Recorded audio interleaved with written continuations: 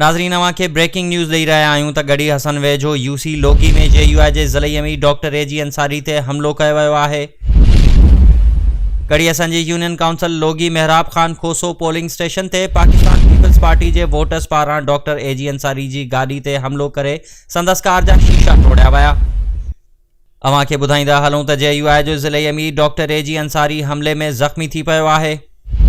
वधीक तफ़सील मालूम करण लाइ असीं राब्तो कयो आहे अब्दुल गनी खोसो सां। अब्दुल गनी ॿुधाइजो त छा मामिलो आहे?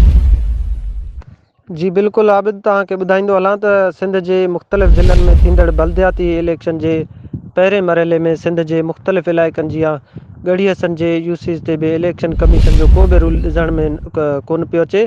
हर तरफ़ छुड़वागियूं ॾिसण में अची रहियूं आहिनि। इलेक्शन ऑफिसर निंड सुतल हुजण करे सरकारी मशीनरी सां मुहादो अटकाईंदड़ जेके उम्मीदवार आहिनि ऐं संदर हामियुनि सां जेके सरकारी अमलदारनि पारां नारवा सलूक जारी आहे।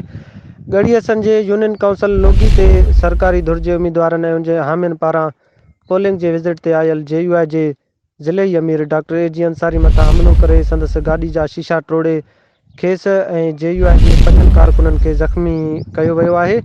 इलेक्शन कमीशन जो को रिट नज़र न अचण सबबि JUI पारां यूसी लोगी ते जेको आहे त इलेक्शन जो बाइकाट कयो वियो आहे। अब्दुल गनी यूसी लोगी में JUI जे ज़िले अमीर डॉक्टर AG अंसारी मथां हमले बाबति तफ़सील ॿुधाइण लाइ महिरबानी।